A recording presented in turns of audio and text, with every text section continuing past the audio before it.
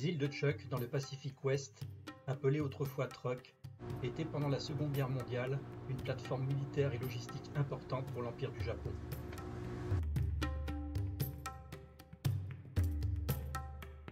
Afin d'obtenir la suprématie militaire sur le théâtre de la bataille du Pacifique, les forces américaines devaient neutraliser les activités militaires japonaises sur l'archipel de Truk. Les 17 et 18 février 1944, les forces aéronavales de la Task Force 58 déclenchent l'opération Hailstorm.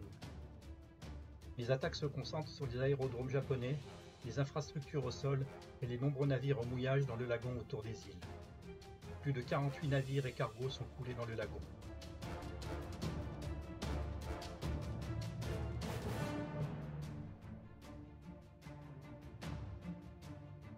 Aujourd'hui, à travers la saga des navires de la flotte fantôme, je vous propose de découvrir ces épaves.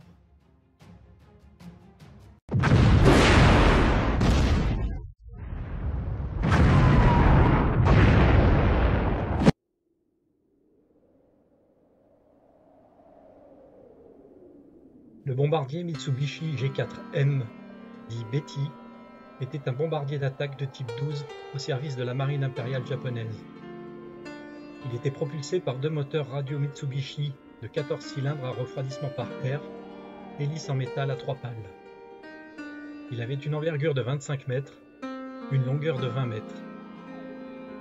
Le Betty pouvait voler à une vitesse de 428 km/h à 13 780 pieds. Son armement se composait de 4 mitrailleuses type 92 de 7,7 mm, une positionnée dans le nez, une en verrière arrière et 2 mitrailleuses en verrière de fuselage. Cet armement était renforcé par une mitrailleuse type 99 modèle 1 de 20 mm en tourelle de queue. Pour ses missions, le Betty pouvait emporter une torpille de 800 kg ou des bombes similaires. 7 membres composaient l'équipage de ce bombardier.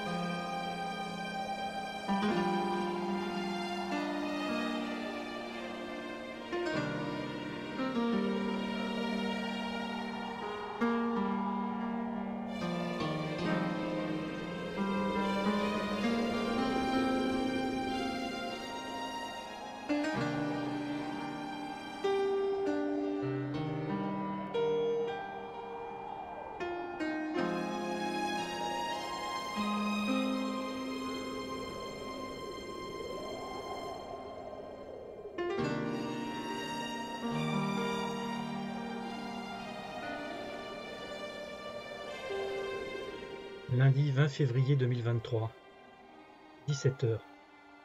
Plongée crépusculaire sur le bomber Betty. Je me concentre surtout sur les moteurs. Magnifique. Nous sommes 2 dans l'eau, accompagnés du guide. Quelle sensation de voir cet avion au fond de l'eau. Lien magique avec l'histoire de la guerre du Pacifique.